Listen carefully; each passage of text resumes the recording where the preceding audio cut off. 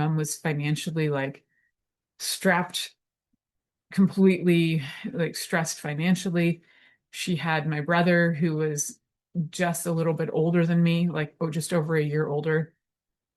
She's not having a good time. She was definitely not planning to have me or expecting to have me. She was going through like the separation with my dad temporarily, then got back with him, and it was like really not what she was probably looking for. I'm sure along the way, part of what happened was that the separation from my dad at the time also created for me a separation anxiety, but also for me, the stress that my mom had, just the debate of how am I going to raise this child? Can I raise this child? So there's a whole lot of things that can be chaos that you don't really think about. And all those things, every single one of those things crosses the placental barrier.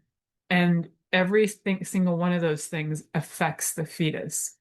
So, you know, as parents, you're going through that stress. The only thing you can really learn to do, say if you're pregnant right now, learn to self-regulate.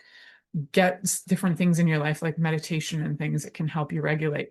There are ways, and we will talk about some methods for that.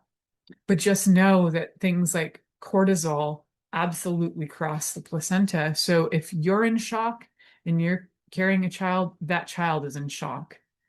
It's not a one and only thing. You're not protecting the baby somehow. The baby's feeling what you feel. I'd had a talk with my dad about that specifically because he said something to me about my child, and he was like, "Oh, 𝗧𝗍𝗂 doesn't like me because of such and such." I said, "No, I think 𝗧𝗍𝗂 doesn't like you because 𝗧𝗍𝗂 is very aware of how you treated me when I was pregnant with 𝗧𝗍𝗂."